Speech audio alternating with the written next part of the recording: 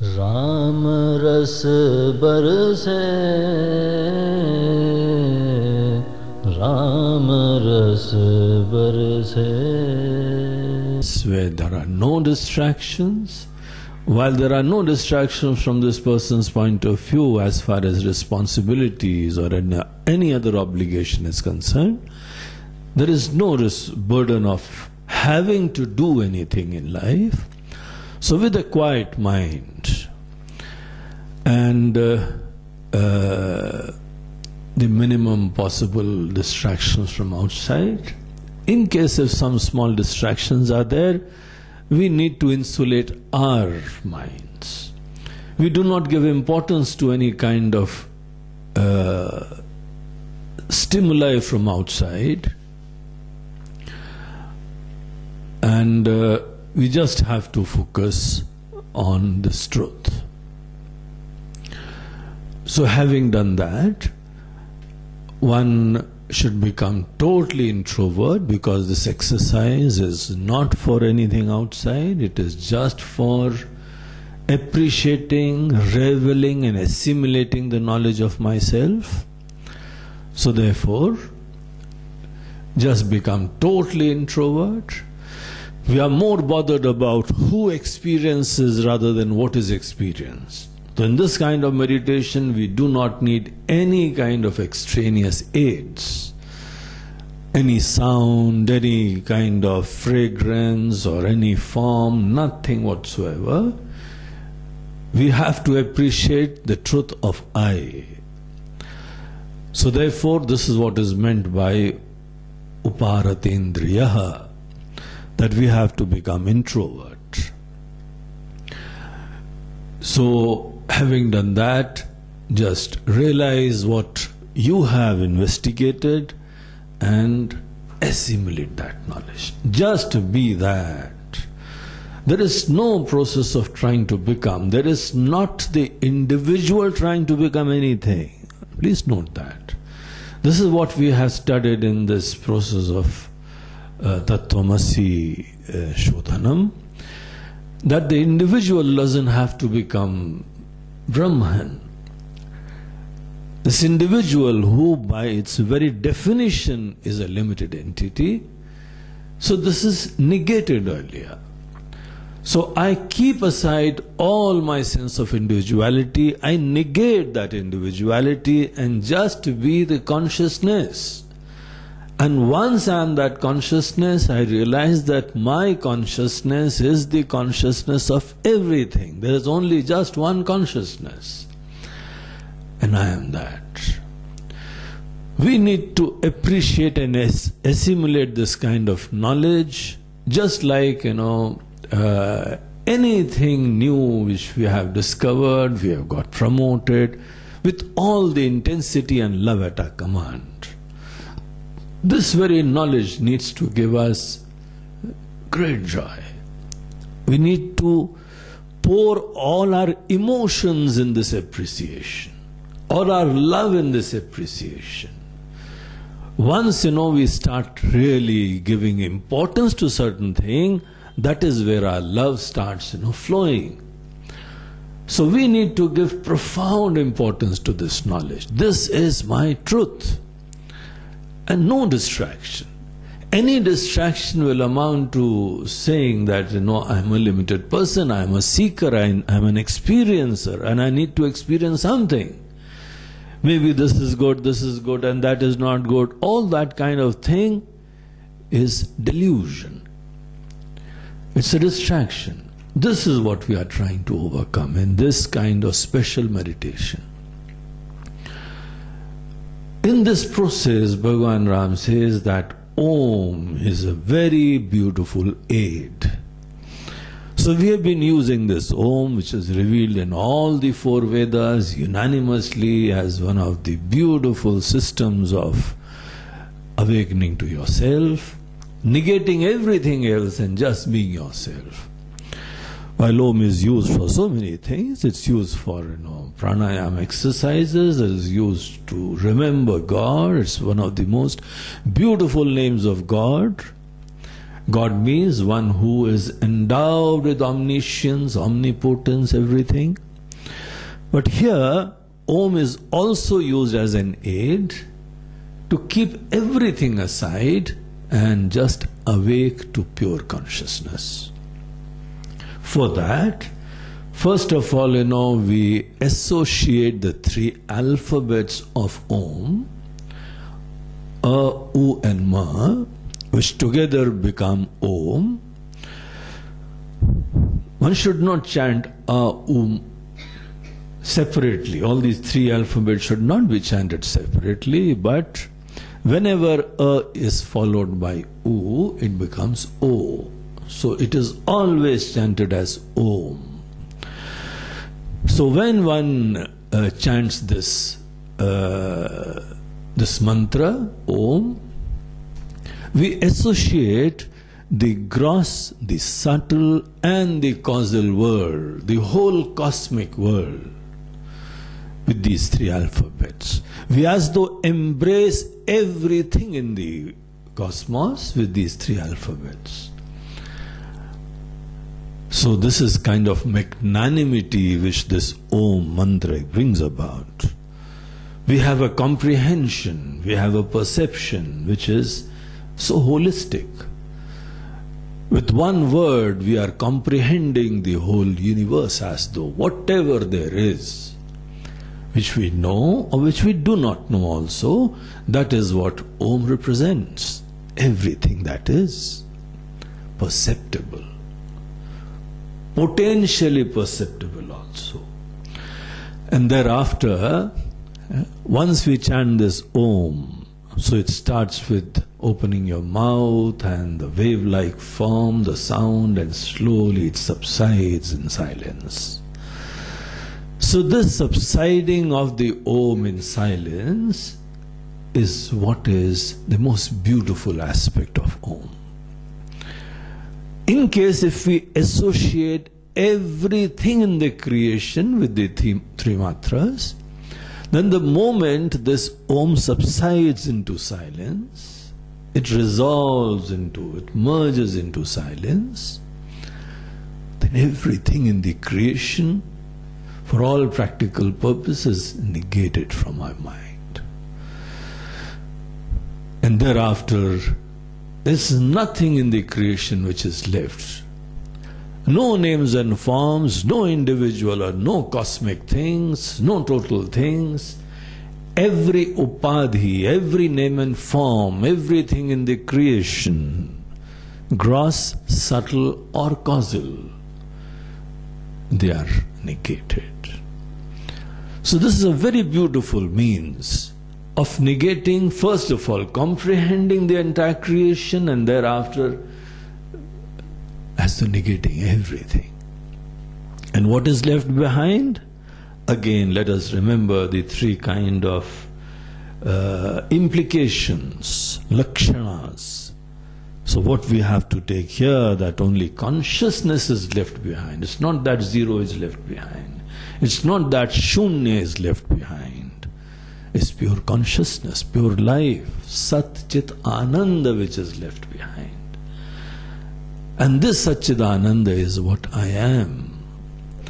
Thus, using this mantra, comprehend everything and then let it slowly merge into silence.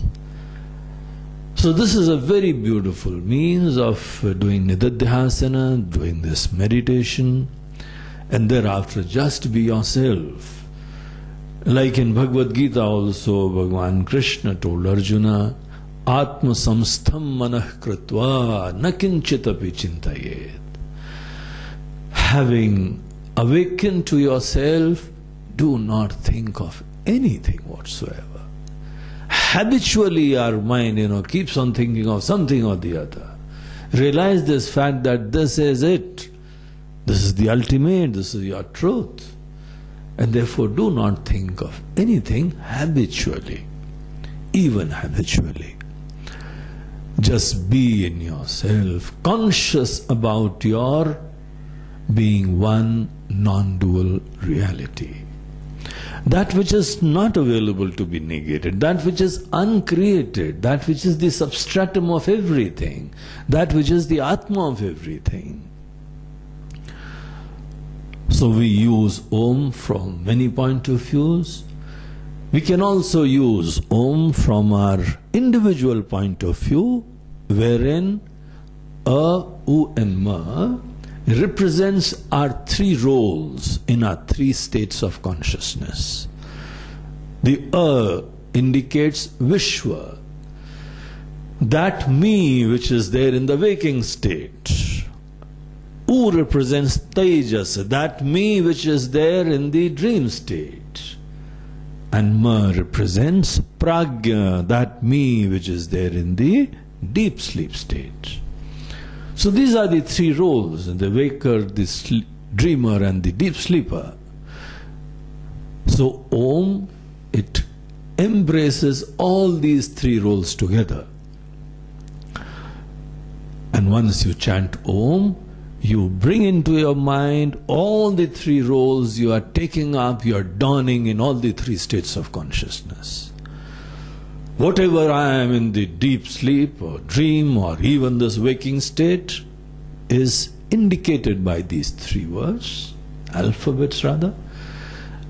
And once you chant Om, again, the moment this subsides into silence, it merges into silence.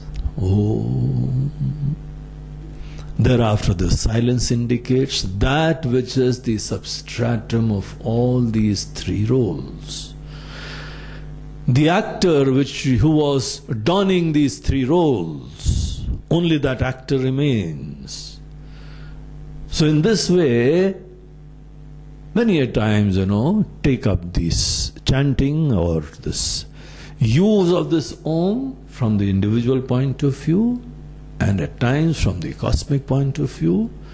And the bottom line is, wake up to that consciousness which is non-dual, which is unfragmented, which is all-pervading, which is the real me.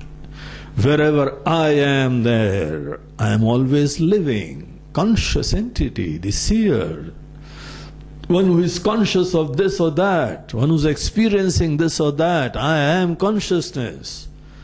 I am not this body, I am not this mind, I am not this intellect, I am not the waker, I am not the dreamer, I am not the deep sleeper. These are my roles. So just learn to keep aside all these roles with which we have been so much engrossed, attached. We have been playing these roles for such a long time that, these things have become the real me. We have to shake off that kind of delusion, that notion in our minds. So keep aside everything and just be yourself. From this pure consciousness point of view, how can there be any seeking? Seeking is only possible only when I am a limited fellow, fragmented from this whole world. I am just one small name and form. I am one small manifestation. I am one individual. It is because of this that any person keeps on seeking in life and keeps on getting bothered about this and that.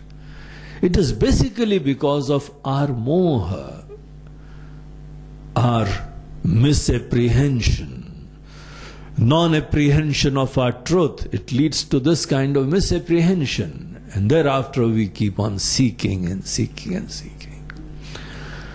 So it is not the God who has made a person suffer. It's not because of God that we have been seeking, it is because of our ignorance. Pure and simple. That is what Bhagwan Ram tells Lakshmana here also. And this is what is being revealed in all the Upanishads. This is what is being revealed in all other scriptures of Vedanta, Bhagavad Gita, Brahma Sutras and everything. That seeking is only because of you taking up a limited role. And you are limited. Whatever you experience, whatever you aggrandize, whatever you hold on, everything will make you, the limitation will be retained there. So it just doesn't matter, that I hang on to this, I get, some more respect, some more love and some more experiences. I am a limited fellow. This is the problem.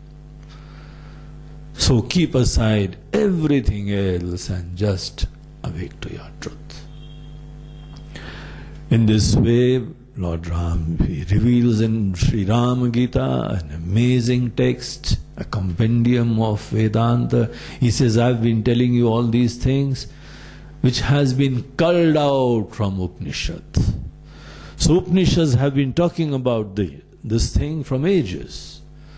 So I've not been talking anything new. This is what is there in the Upanishads. And this is how one needs to appreciate the vision of Upanishads. There are so many people who study Upanishads, but they keep on trying to discover the truth of Upanishads while retaining their individuality.